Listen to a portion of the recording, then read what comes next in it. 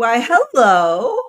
Hello, Renee. How are you today? I'm great because we have somebody that we both adore on the show today. That's right. Manny Zamora is going to be telling us. He did that wonderful adaptation of the story that I wrote, Shumal Hmm. for Life. So he was using AI and he was using that as his test case.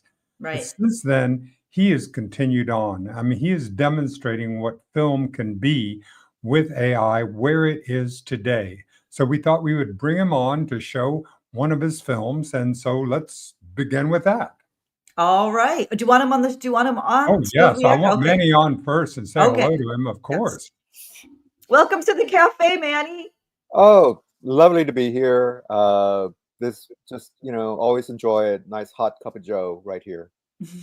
Absolutely. You can have it at the R&D Cafe, and we're so excited to have you here because this is you've been working with AI. You're a commercial artist. You've been a commercial artist for decades. You have pursued this as an art.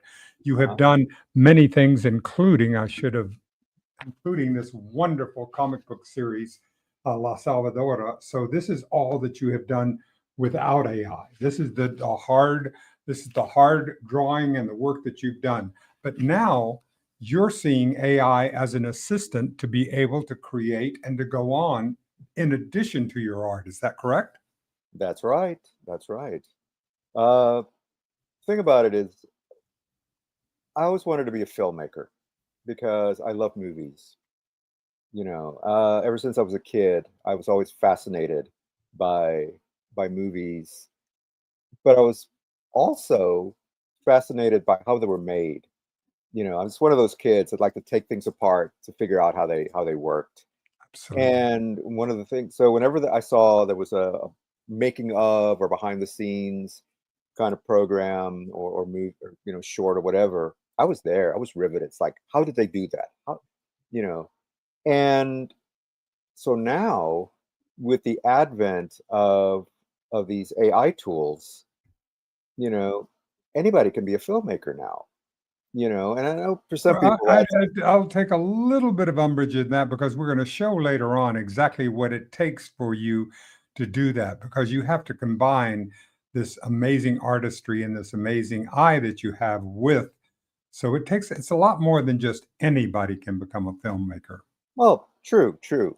But what I mean is, it's democratized the act of filmmaking. Thank you. Thank you for Uh, that. That is a well said. yeah, but yeah, you're right. Like anything else, you have to have uh, some knowledge, some understanding of filmmaking, some understanding of Yep. what it takes to make a movie. And So, you have to have a story and you have to have and yeah, things that yeah, a vector yeah, that you want to take. Now, right. And that's the other thing. I've always been a storyteller. So like you already mentioned, uh, working on a comic book series as well. Been doing that for a couple of years now, and so this is just another avenue for me to tell stories. that's wonderful. Renee? Well, Manny, it's interesting because AI has exploded, and as we know, Dennis has a show, AI and I, Oh yeah. and which is so great. But it really showcases the diversity of thought within AI. There are so many different, even people like yourself who are creating with AI, have differences of opinion. And I wanted to ask you, I've been wanting to ask you this for a long time. What do you think the features and the bugs are both of AI in art? I know that clearly you harness it to exemplify your vision, but do you see any downfalls of it, or are you afraid of what is going to happen in the future? Because you've come from both sides of being an artist, both before AI and now as an AI artist as well. Oh, that's a great question, Renee. Well, it's like anything else. Every industry is always threatened by innovation. We've seen that with actual motion pictures. Well, when television became a dominant medium, the motion picture industry was like, okay, well, that's it for movies. Nobody's going to go to the movies anymore. Didn't happen. Same thing when CDs came out. So, well, nobody's going to buy records anymore. Or now, we have all this downloadable media and things like Spotify. Well, nobody's going to buy CDs anymore. And actually, they haven't. But so maybe that one did come true. But no, people still have CDs. They still buy them. Uh, and it goes all the way back to the telegraph. It goes back to the automobile. Every industry is threatened by the whatever new comes up. But in the end, there's always room for everybody. So and speaking of art, I know Dennis and I talked about this before about when photography became much more available to for or became more commonplace. Painters were like, "Oh, well, that's it. Nobody's going to want a painting anymore. Nobody's going to want their portrait painted anymore." And we know that's not true. You know, uh, so there's always room for professionals. You That's know, wonderful. which Manny, kind of goes back to, well, let me just say this. It goes back to what Dennis said earlier about when I said, well, now everybody can be a filmmaker, and he said, well, no, not exactly. Yes, anybody can take a picture, but not everybody can take a professional grade, a great picture. It still requires a certain amount of knowledge, a certain amount of talent, a certain amount of expertise. Uh, so yeah, anybody can go in to one of these AI programs and write a prompt and create an image. But I'm not worried about it. I'm not worried about it in the way that some people might be, as far as the arts are concerned. Um, but then I, I don't have millions of dollars of budgets and things to worry about, or or at risk. So it might be just easy for me to say that, but somebody who's a movie producer whose livelihood depends on doing the traditional route of hiring actors and getting cameras and all that stuff as far as making movies are concerned. Yeah, I can see how they might feel threatened by that. I can see how actors might feel threatened by somebody creating an image of an actor, and having to play a part like we're about to see. But I don't know. I mean, that's the thing about these sort of emergent technologies, as we just don't know how it's all going to turn out, in the future. You know, that's one of the things that I love about science fiction is kind of trying to get a glimpse at what might be, and sometimes they're right and sometimes they're wrong. Like nobody really predicted. There's really not a science fiction story that I know of that predicted the prevalence of the internet, or computers. I mean, yeah, there's been talk about AI, as far as artificial intelligence, but they usually think of it in terms of robots and robotics, not this sort of gray area of the internet and of software that's online. So I always take a kind of wait and see position as far as that's concerned. So I don't know if that answered your question, but well, it's one thing that we know is that we're not going to stop it.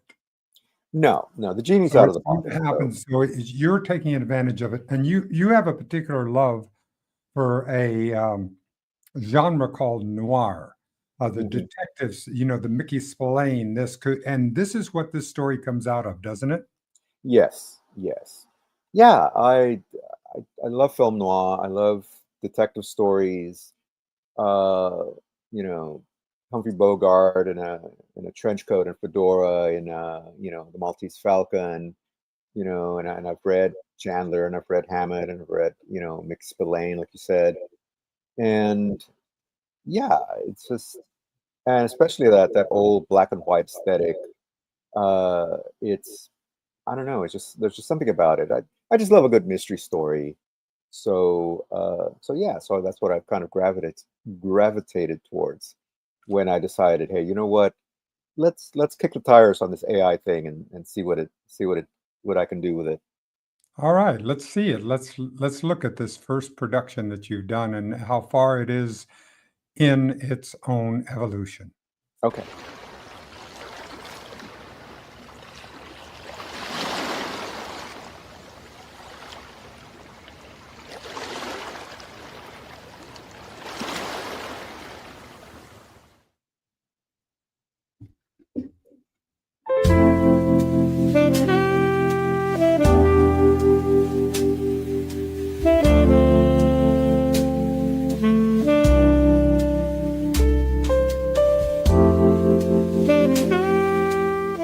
I should have known she was trouble the moment she walked in my door.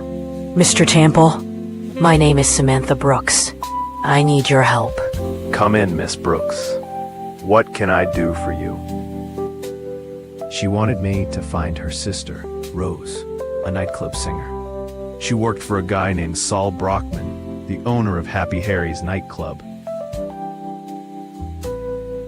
I drove over to have a word with Saul. Come on, Saul. What happened to Ruby Rose? I don't know what you're talking about, Gumshoe. I don't know what happened to that dame. Her sister seems to think you do. You believe everything some rich dame tells you?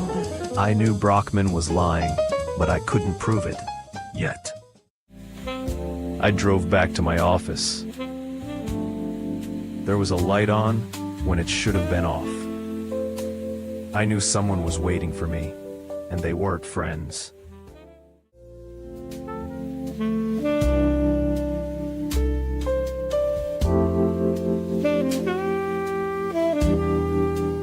I decided the better part of valor was to leave. I called a buddy on the force I trusted. Yeah, don't worry. I'll send a squad car over.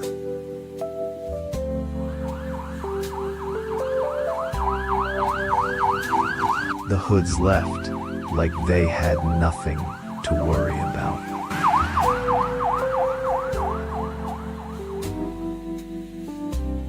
I drove over to see Samantha Brooks. Good evening, Mr. Temple. Won't you come in? She told me more about her sister, who'd been missing for 2 weeks. She uses the stage name, Ruby Rose. I think she sang with the Joe Wallace Band. Please, Mr. Temple, find my sister. She gave me a lot to think about on the drive back. When I got back, I was met by Tommy Rossi's boys. Hey, Gumshoe. Mr. Brockman wants to see you.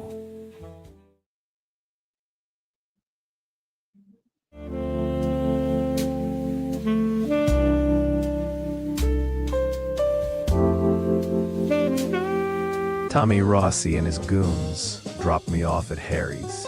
The joint was jumping, like always. Hello, Saul. You wanted to see me? You keep sniffing around, looking for Ruby Rose. You know where she is, don't you? Need to back off, Temple. Forget about Ruby. I heard what sounded like a scream coming from a back room.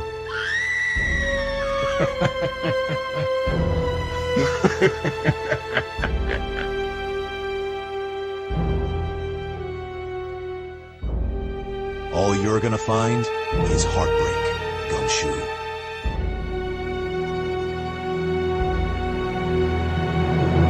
My God, Ruby. What did they do to you?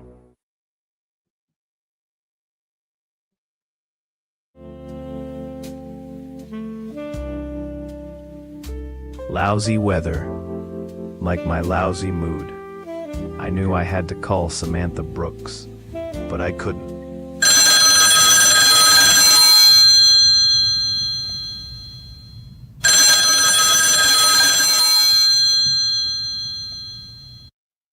The voice on the other end wasn't familiar.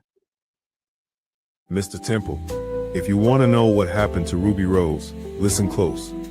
Room 256. Chandler Arms. Got it. I hope this was the clue I needed to crack the case. I drove over to the Chandler Arms.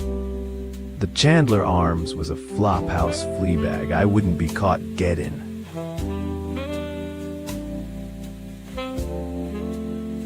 I headed up the stairs with a sense of dread.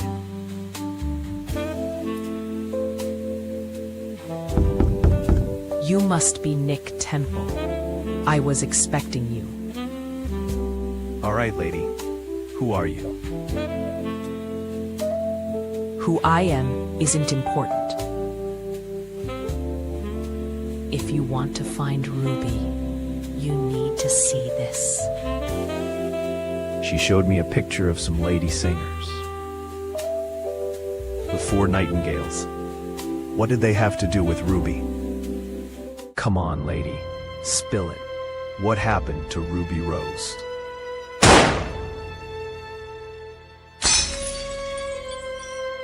The woman was hit. Damn it. She better not be dead. Lucky the dame was only grazed, but we were still in serious trouble.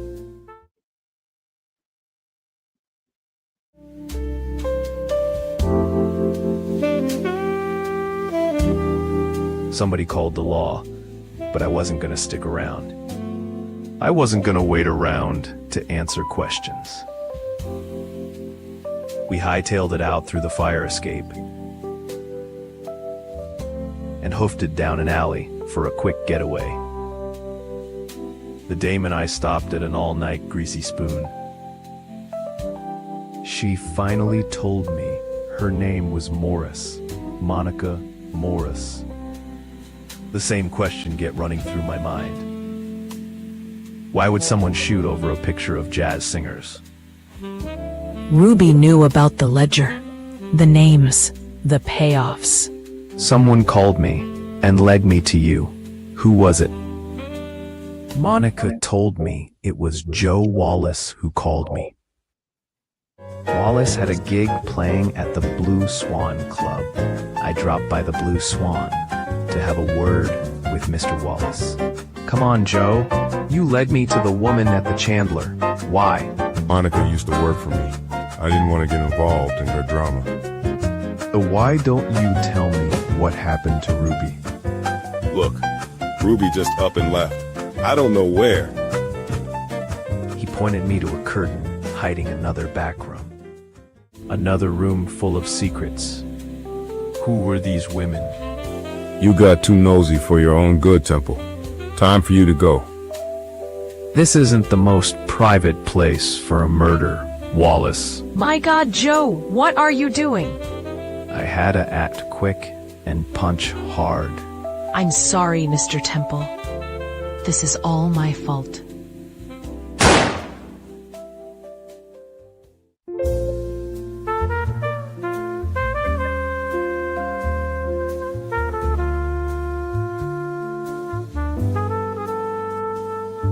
In a smoky cafe, the night fell slow. I sat by the window, watched memories flow. Your laughter's an echo that floats through the air. All right. Wow. I'm very, very impressed. And I love the fact, you and I have been talking. If you look at AI from the point of view of 0 is at the beginning and 10 is at where it will be fully functional, we're only at about a 3 as to where a 2 or a 3. Am I saying that correctly? Yeah, I think so. Yeah. And yet you're doing all that with that. You must have learned a tremendous amount. I loved all the inside jokes for those of us who love, the Hammett Cafe and the Chandler. Arms. Yeah. They're just wonderful. Oh, yeah. I had to include all that in there. Anyway, it's a wonderful thing. So now, do you want to take us behind the scenes and give us an idea of how you created this? Sure. Well, before I begin, just a little disclaimer. Please. This program was not sponsored by any of these programs. Yes. And nor does anything I'm about to say constitute an endorsement of these programs. This is just stuff that I use because, I found that so far these are the best ones that do what I want to. You're learning, and you're learning to see what's out there, right? Exactly. In the commercial landscape. Yeah. So, all right. So, what we were seeing, if you can, is the interface of a program called Kling AI, which is what I use to generate these images or the videos themselves. And there's a space there where you drop in a photograph, and then there's an area where you write a prompt. In other words, basically describing what's going to happen in the clip. Right. What motions, and all that. And then the program takes a couple of minutes, and it generates the videos. And that's what you see on the other side there. This is a still image, obviously, but it's creating a 5-second video of these two men talking, and it's able to create 5 and 10-second videos depending on what you need, and it uses a credit system and all that. But anyway, so this is the basic the basic formula, the basic tool that I use to create, and it also from a photograph, exactly, which itself is computer generated or is AI generated as well. So you ask an AI to generate a photo of this, right? Then you drop it into the program. Yes. And then you ask the program to animate the picture. That's it. That's it. Those are the steps. And also, this particular program is not just this program, but this one also is capable of doing lip syncing. As you could tell, there were some scenes where people were actually talking, and again, it's basically to take the video and creates the mouth movement to match the dialogue. Now, I was talking about generating the images.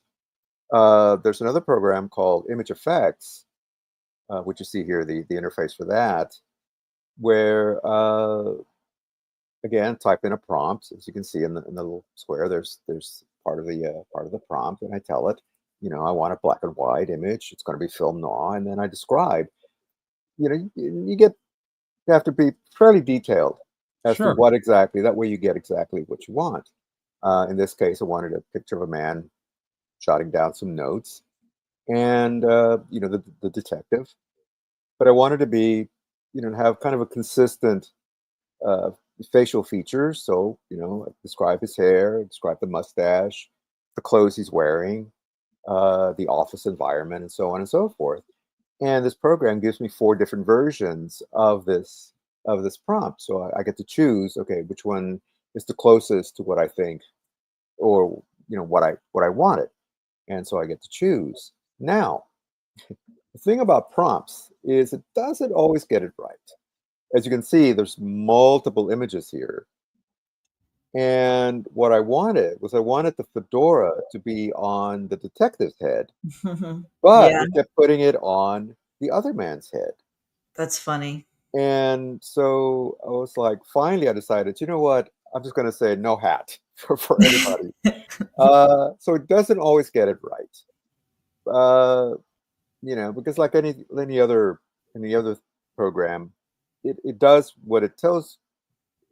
It only does what you tell it to do. But sometimes, because this is almost equivalent to a child, we're in the infant stage of these programs, or the infancy of these programs, and so like children, they don't always listen to what you tell them, but they're learning, and they're evolving, and they're getting better. So that's where we were at just a few months ago. I don't have what's currently available, but they're getting a lot better at So you're following the actually in direction. real time seeing them get better just in your usage of it over these Yes, months?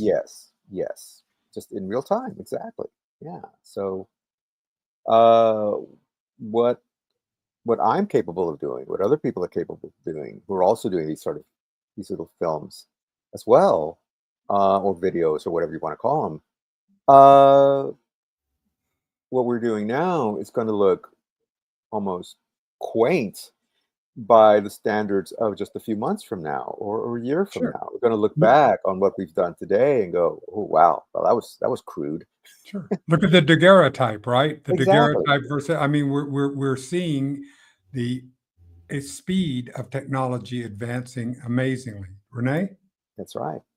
I wanted to know a little bit about where you see Nick Temple going. I wanted to talk to you about the characters and how long did it take to write all of these episodes, and then how many episodes do you foresee having? Well, I'm looking at a 12-part series. In fact, I'm working on episode 6 as of of the shooting. Um, and eventually, uh, I'm going to put them up on YouTube.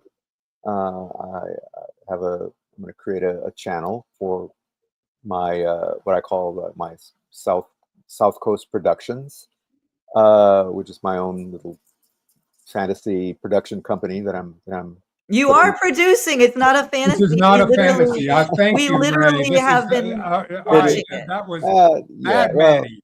yes, Bad, yes. Manny. Bad. Bad. You No, don't get to no, wear the hat no. anymore. You have to take the No, hat you Ah, are off. not You to lose wear the that. You hat are now. not, you lose are the hat. not, this is No, not it's fantasy. This is no, it is. real. Yeah, yes, it is. So it's my production company, and Thank you. it's going to be under and Nick Temple. I got to be honest, it's not the only thing that I'm working on. There's some other things which we'll talk about in probably Hopefully another that's what future I'm episode. hoping for next week. So everybody, this is there anything else that you want to say before the end of our show Because this we're week? coming back next week with some more Manny With goodness. another, whether Yes, you're the next production, Mhm. you're yes. I'm also. like many filmmakers, you have more than one film in production at a different That's right. stage at one time. That's right. Yeah. Uh, my other love is cartoons, and I've really in just recent years just absolutely fallen in love with Japanese anime, Japanese cartoons, and that style. So I've created kind of a synthesis of that style with kind of with an American sensibility, and so I have this cyberpunk sci-fi story that I'm also creating, All and right, that's a so we'll talk preview of about. coming attractions, and that's what There we're you going to go. get the opportunity to go on next week. Yep. Manny, I am so proud to know you and to see what you're using this tool. I'm so proud to collaborate with you. Thank you. Thank you. Well, It's the uh, hat, isn't it, Dennis? I think you just like the hat. it's Do you cool think hat. you think I have a proclivity for hats? Do you think I I do? think that's what it is. I Maybe think it that could is. be, but I think it's more than that. It's not just the hat, but it's what's in the hat, and Mhm. that's what's really the key. And you are such a creative and brilliant soul, and I look forward so much to getting a chance next week to see this next iteration and see where you're going from here. Well, thank you. I look forward to it. All Thank right. you, Renee. Thanks All for right. coming into the R&D Cafe. Thank you, everybody, for joining us on the R&D Cafe, and we'll see y'all next week.